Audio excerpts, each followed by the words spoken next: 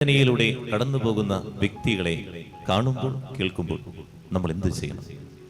ലാസറിന്റെ വീട്ടിലെ യേശു ചെയ്ത 5 കാര്യങ്ങൾ നമ്മൾ അവർക്കും വേണ്ടി ചെയ്യണം. ആദ്യമായി കടന്നു ചെല്ലാൻ മനസ്സുണ്ടാകണം. അങ്ങനെയുള്ള കുടുംബങ്ങളിലെ കടന്നു ചെല്ലണം.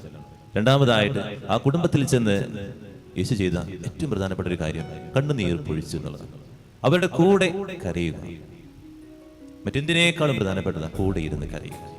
മൂന്നാമതായിട്ട് പ്രത്യാശയുടെ വാക്കുകൾ സംസാരിക്കുക. ആ കുടുംബത്തിൽ കടന്നു ചെന്നിട്ട് നന്മയുടെ വാക്കുകൾ സംസാരിക്കുക, പ്രതീക്ഷ കൊടുക്കുക. നാലാമതായിട്ട് യേശുവിനോട് പ്രാർത്ഥിക്കുക.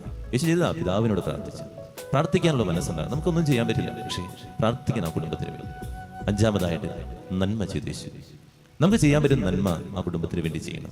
ഈ 5 കാര്യങ്ങളാണ് സഹനത്തിലൂടെ അല്ലെങ്കിൽ വേദനയിലൂടെ കടന്നു പോകുന്ന ഒരു കുടുംബത്തിന്, ഒരു വ്യക്തിയെക്കുറിച്ച് കേൾക്കുമ്പോൾ നമ്മൾ ചെയ്യേണ്ടത്.